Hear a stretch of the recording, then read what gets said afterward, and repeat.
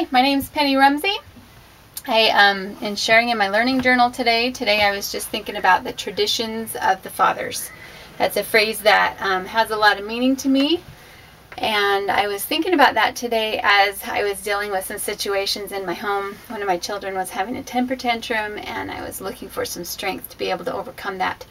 A couple thoughts that came to me, I was writing down.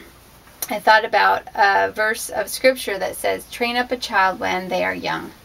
And it made me think about a lesson that I learned in the garden. I learned it with tomatoes and also with green beans.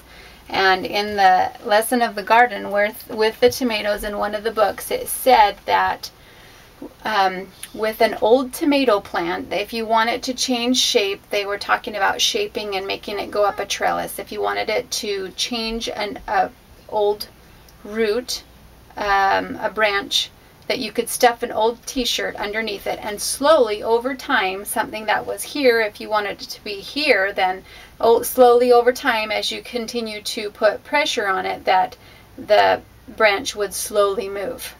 And it is true. I also learned when I was studying at BYU that pressures, how did it go?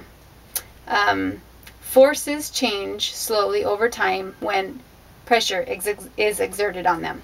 So it's true that things that are old can be moved slowly. But with things that are young, they can be moved quickly. So I learned this when I was training up the green beans.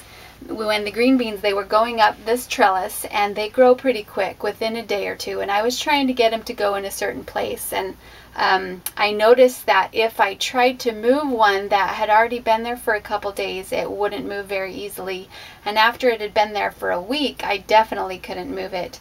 So, or I would snap the branch and then the whole bean plant would be gone. So I learned to move them quickly. I also learned the same lesson with my peas. It was a lesson of preparation.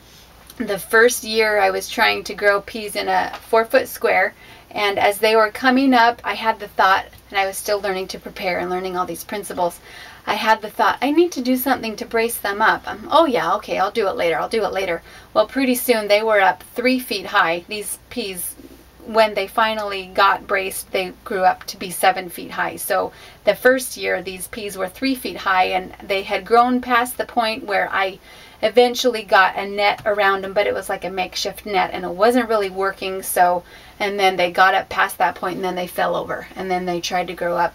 Basically, the point of it was that they didn't have what they needed. They didn't have the support and the structure that they needed, and they fell over, and the result was that they didn't produce.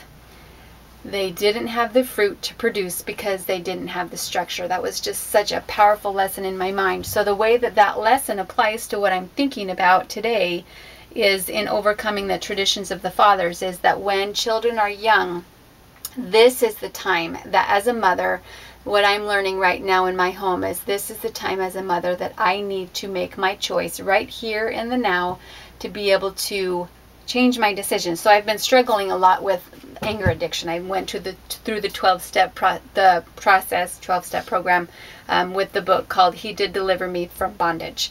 And in this book, you totally learn about, Taryn, I need you to go over there, please. Thanks. You learn about how to overcome whatever addictions you're having. So in this